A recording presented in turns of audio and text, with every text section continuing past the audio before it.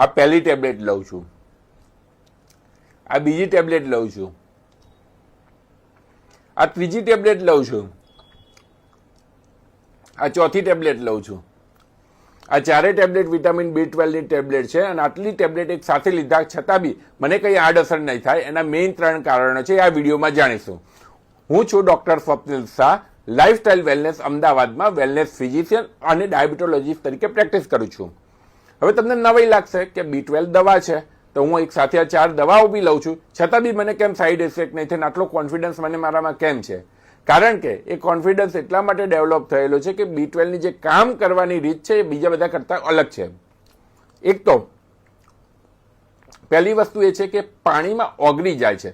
એટલે જ્યારે બી હું અત્યારે B12 લઉં છું અને મારી બ્લડની અંદર જે એક્સ્ટ્રા એમાઉન્ટની અંદર હશે B12 એ મારા પાણીમાં ઓગળી જઈને પેશાબ વાટે બહાર નીકળી જશે. એટલે પહેલાથી એનાથી સાઈડ અસર થવાની શક્યતા ઓછી થઈ ગઈ.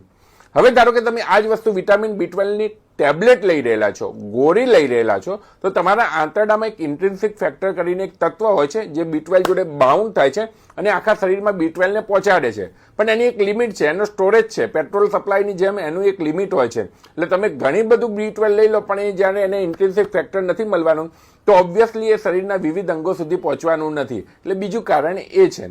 અને ત્રીજું મુખ્ય કારણ એ છે કે B12 પોતે એનો સ્વભાવ જ માઇલ્ડ છે. એ કદી કોઈને ડેમેજ કરવામાં માનતું જ નથી.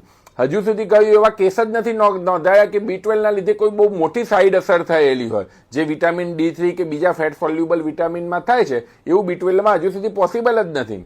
એટલા માટે હું મારા દર્દીઓને હંમેશા સલાહ આપતો હોઉં છું કે B12 નો રિપોર્ટ કરાવવાની જરૂર જ નથી. તમને કોઈ B12 ના લક્ષણો લાગે છે તો રિપોર્ટ કરાયા વગર એનો B12 નો પ્રોપર કોર્સ કરી દો, કાં તો ઇન્જેક્શનનો કાં તો દવાઓનો. એ કોર્સ કર્યા પછી જો લક્ષણોમાં ફાયદો થાય તો એ કન્ટિન્યુ રાખો. 2-3 મહિના કોર્સ કર્યા પછી જો લક્ષણોમાં ફાયદો ના થાય તો એ બંધ કરીને બીજી વસ્તુનું આગળ વધો. કારણ કે એનો જે રિપોર્ટ કરાવો એના બદલે એનો કોર્સ કરાવવો સસ્તો છે.